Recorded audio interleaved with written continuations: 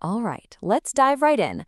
Over the next few minutes, we're going to break down 4 simple but seriously powerful tricks that will completely change how you speak. This is all about making sure your message isn't just heard, but that it actually gets remembered. You know that feeling, right? It's so frustrating. You've got something important to say, something you really care about, but you can just feel the attention in the room drifting away. Your words just poof, vanish into thin air. You're talking, but is anybody really listening? So here's the big secret. It's not always about having more brilliant things to say. It's about getting good at making what you already say unforgettable. The real challenge, especially when people are distracted or, let's be honest, kind of bored, is getting your ideas to actually stick in their brains. Okay, our first technique is all about strategic repetition. Now, I know what you're thinking, repetition, really, but trust me, this is your secret weapon for cutting through all the noise and getting people to focus on exactly what you want them to. And that word, strategic, is everything here. We're not talking about just repeating yourself over and over like a broken record. No, this is about picking out your single most important idea and intentionally, cleverly bringing it back. See, our brains are just wired to think that whatever we hear repeatedly must be important. And this is just a perfect example. Simon Sinek didn't just say this one time and move on. He built his entire philosophy around this idea, repeating it constantly. By hammering home this core message that the why is so much more important than the what, he made it absolutely iconic. Here's another really powerful way to do it. Did you catch the subtle shift there? First, it's more afraid of letting down their teammates than they are of dying, and then it gets punchier, more afraid of letting down the team than dying. It's not just repetition, it's a refinement. That second version just hits harder, It's got this emotional weight that makes it unforgettable. And you can totally use this on yourself without it feeling stale. Try framing your main goal as a question that you keep coming back to. This kind of internal repetition is amazing for keeping your core principle right at the front of your mind, guiding you day in and day out. So we know what to repeat, but now let's talk about how you say it. Technique number 2 is all about the actual sound of your words. If you want people to really listen, what you're saying has to be pleasing to the ear. And alliteration is your best friend here. Using words that start with the same sound. It creates this natural rhythm, almost like a little song. It makes your phrases just flow so much better, and more importantly, it makes them way easier for our brains to grab onto and remember. It's all about making it sound good. Just listen to that for a second.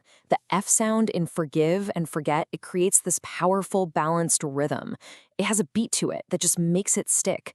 It's short, it's almost poetic, and it gets the point across so efficiently. And here's where it gets super practical. Imagine trying to remember 5 random reasons a business might struggle. It'd be tough, right? But by using alliteration, market, metrics, model, money, manpower, these separate ideas suddenly become this neat little package that's super easy to recall. It's like a mental shortcut. Okay, moving on to our third technique. This one is all about clarity. You see, the best speakers don't just throw around abstract ideas. No, they paint pictures with their words. They turn something vague into something you can almost touch. So the goal here is to just stop using those fuzzy, abstract words. Instead, you want to use language that gives your listener something to see or hear or feel. It's all about breaking down big ideas into stuff people can actually observe and, well, do something about.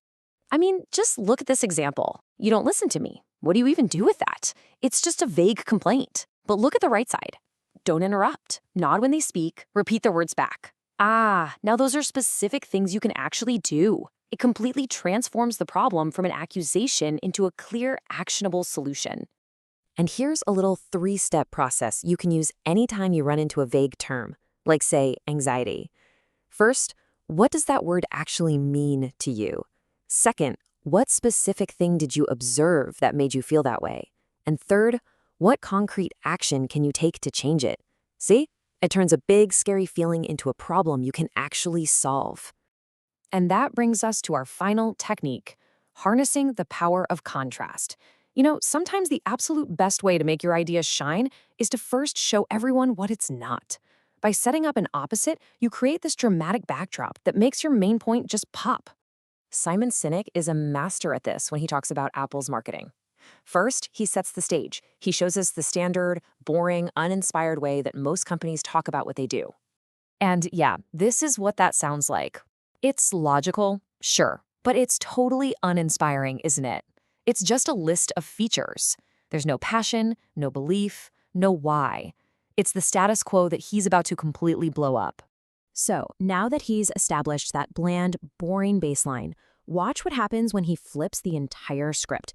He's created a vacuum, and now he's going to fill it with something way more powerful. And bam, the impact is just instant. He starts with the belief, the why, challenging the status quo. He sets up this huge idea that's the complete opposite of that boring, feature-first approach.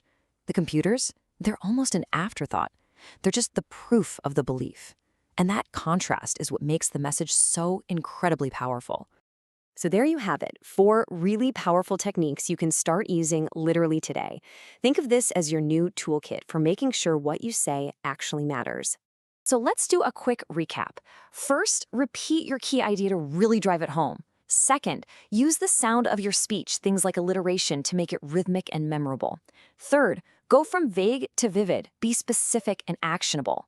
And finally, use the power of opposites to make your core message really stand out.